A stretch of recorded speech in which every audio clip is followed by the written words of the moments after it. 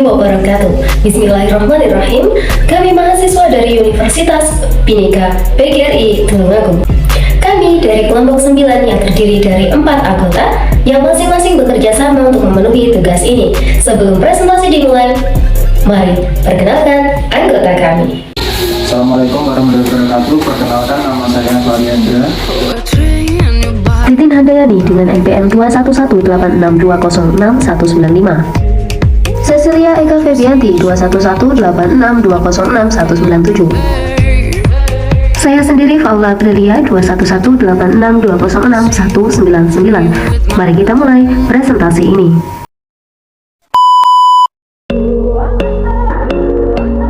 Komponen komunikasi. Ada 5 komponen dasar yang dikemukakan berdasarkan pengertian dari Harold Laswell, yaitu yang pertama, sumber informasi, merupakan pihak yang mempunyai inisiatif atau kebutuhan untuk berkomunikasi. Komunikasi tersebut berdasarkan perasaan atau pikiran si sumber informasi. Bisa sekedar untuk mengucapkan selamat, menghibur, menyampaikan pesan moral, agama, dan lain-lain. Nah, untuk menyampaikan perasaan atau pikirannya tersebut, si sumber informasi harus mengubahnya menjadi seperangkat simbol verbal atau non-verbal yang bisa dipahami oleh penerima informasi. Yang kedua adalah pesan, merupakan apa yang disampaikan oleh pengirim kepada penerima. Pesan merupakan seperangkat simbol verbal dan atau non-verbal yang mewakili perasaan, nilai gagasan, pikiran atau maksud dari si sumber informasi. Pesan mempunyai 3 komponen. Yang pertama, makna. Yang kedua, simbol yang digunakan untuk menyampaikan makna. Yang ketiga, bentuk atau organisasi pesan. Yang ketiga adalah saluran atau media, merupakan alat yang digunakan sumber untuk menyampaikan pesannya kepada penerima pesan. Saluran juga merujuk kepada cara penyajian pesan, apakah langsung atau secara tatap muka atau lewat media massa cetak atau elektronik. Pengirim pesan dapat memilih saluran atau media mana yang akan dia gunakan tergantung kepada situasi, tujuan yang hendak dicapai, jumlah, dan karakteristik penerima pesannya. Komponen komunikasi yang keempat adalah penerima atau receiver. Receiver merupakan orang atau sekelompok orang yang menerima pesan dari pengirim pesan. Yang terakhir adalah efek. Efek merupakan akibat yang terjadi terhadap penerima pesan setelah menerima pesan. Bentuk munculnya efek tergantung dari pesan yang diterima.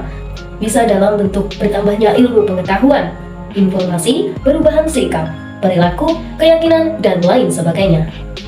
Beberapa komponen lain yang dirasa penting untuk ditambahkan adalah umpan balik. Umpan balik merupakan respon dari penerima pesan yang mempengaruhi pengirim pesan. Selanjutnya, kendala komunikasi. Kendala ini membuat proses komunikasi berlangsung secara tidak efektif. Ada beberapa kendala atau gangguan dalam berkomunikasi. Yang pertama adalah gangguan teknis. Gangguan ini terjadi pada alat yang digunakan untuk berkomunikasi. Yang kedua adalah gangguan psikologis. Gangguan ini terjadi karena adanya kesalahan dalam bahasa yang digunakan.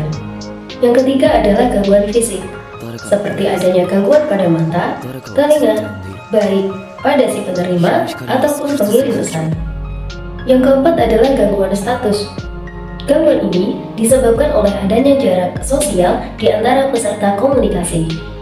Yang kelima adalah gangguan kerangka berpikir. Gangguan ini disebabkan oleh adanya perbedaan persepsi antara peserta komunikasi terhadap pesan yang diterima. Yang keenam, gangguan budaya. Gangguan ini disebabkan oleh adanya perbedaan norma, nilai-nilai, dan kebiasaan yang dianut oleh peserta komunikasi.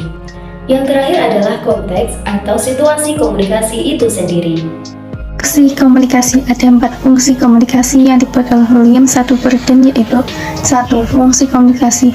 Komunikasi merupakan mekanisme untuk mensosialisasikan norma-norma dan budaya kepada suatu masyarakat serta mewariskannya kepada generasi selanjutnya. Membentuk konsep diri adalah pandangan kita mengenai siapa diri kita, dan itu hanya bisa kita peroleh lewat informasi orang lain kepada kita. Penilaian bahwa kita pintar, cantik, ganteng, malas, jahat, dan sebagainya kita dapatkan dari orang-orang di sekitarnya setelah kita berinteraksi dan berkomunikasi kepada mereka. pernyataan eksistensi diri. Berkomunikasi juga sebagai ajang untuk menunjukkan eksistensi diri, seperti perebutan kesempatan berbicara pada sidang DPR atau DPD yang disiarkan secara langsung. Semua berlomba-lomba untuk menunjukkan siapa diri mereka. Untuk kelangsungan hidup, memupuk hubungan dan memperoleh kebahagiaan. 2. Fungsi ekspresi adalah menyampaikan dan menyalurkan emosi, perasaan, dan pikiran dalam simbol-simbol verbal maupun non-verbal. Contoh, seorang ibu menunjukkan rasa sayang pada anaknya dengan membelai kepala anaknya. Sebuah penelitian Babyak dari Universitas Duke mengungkapkan bahwa orang yang memusuhi orang lain, mendominasi berbicara, tidak suka berteman, ternyata 60% lebih cepat meninggal dunia daripada yang ramah, suka berteman, dan berbicara tenang. Yang pertama, fungsi ritual. Jadi yang dinamakan fungsi ritual itu adalah suatu pertunjukan yang digunakan untuk sebuah upacara yang berhubungan dengan upacara kelahiran, kematian, maupun pernikahan. Fungsi ritual erat kaitannya dengan komunikasi ekspresif. Adalah komunikasi ritual yang biasanya dilakukan secara kolektif. Suatu komunitas sering melakukan upacara-upacara yang berlainan sepanjang tahun dan sepanjang hidup yang sering disebut para antropolog sebagai rites of passage. Mulai upacara kelahiran, sunatan, ulang tahun, dan lain-lain. Dalam acara-acara itu orang mengucapkan kata-kata atau menampilkan perilaku-perilaku tertentu yang bersifat simbolik. Kemudian ada komunikasi instrumental, mempunyai beberapa tujuan umum. Yang pertama, menginformasikan. Yang kedua, mengajar. Yang ketiga, mendorong. Keempat, mengubah sikap dan keyakinan. Dan kelima, mengubah perilaku atau menggerakkan tindakan. Dan yang terakhir juga berfungsi untuk menghibur. Bila diringkas ke semua tujuan tersebut dapat disebut membujuk, dalam kurung bersifat persuasif. Komunikasi yang berfungsi memberitahukan atau menerangkan to info, mengandung muatan persuasif dalam arti pembicara, menginginkan pendengarannya mempercayai bahwa fakta atau informasi yang disampaikan itu akurat dan layak untuk diketahui. Bahkan komunikasi tersebut yang menghibur to entertain pun secara tidak langsung membujuk khalayak untuk melupakan persoalan hidup mereka. Cukup sekian presentasi kali ini. Kami dari kelompok 9 mengucapkan terima kasih dan wassalamualaikum warahmatullahi wabarakatuh.